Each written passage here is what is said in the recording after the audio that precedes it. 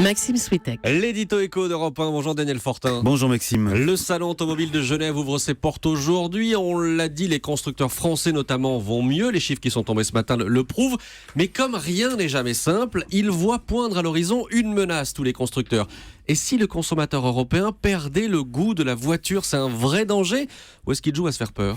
Non, je crois qu'on peut parler de vrais dangers, Maxime. Alors, il n'est pas immédiat, ça va arriver progressivement, mais quand même, quand on regarde les chiffres, c'est très très clair.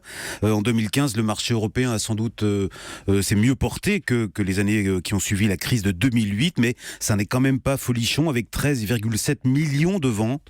En Europe, on est assez loin des 15 millions, c'était le niveau normal il y a une dizaine d'années, et un niveau qu'on n'est pas du tout sûr de retrouver dans l'avenir. Pourquoi ? Eh bien tout simplement parce que les tendances changent. Quelle tendance? Qu'est-ce qui change et qui pourrait détourner le consommateur de la voiture? Alors je dirais deux choses, c'est le prix et l'écologie. Les deux sont d'ailleurs liés. Côté prix, on le voit bien dans le comportement d'achat ces derniers mois, notamment chez les plus jeunes.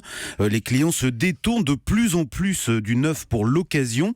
Rendez-vous compte par exemple que l'an dernier en France, il s'est vendu presque autant de voitures de plus de 16 ans que de voitures neuves. Et côté écologie, cette fois c'est l'auto-partage qui fait recette et qui se substitue en partie à l'achat d'une voiture. Goldman Sachs estime que ce nouveau phénomène pourrait coûter 2 millions de ventes aux constructeurs d'ici à 2025. Si la prévision se réalise, ça fait quand même pas mal d'usines qui pourraient fermer. Et que peuvent faire les constructeurs contre ça? Ils réagissent déjà? Oui, et puis on va le voir à Genève, certains présentent des voitures plus simples, sans accessoires superflus, comme Fiat avec la Tipo. D'autres jouent à fond la carte de la personnalisation. C'est le cas de Daimler par exemple, et ça impacte la façon de produire parce que le groupe a dû remplacer ses robots par des hommes dans ses usines, tout simplement parce que les robots ne savaient pas faire des voitures à la carte. Donc chacun s'adapte, le temps de trouver cette martingale qui relancera vraiment les ventes.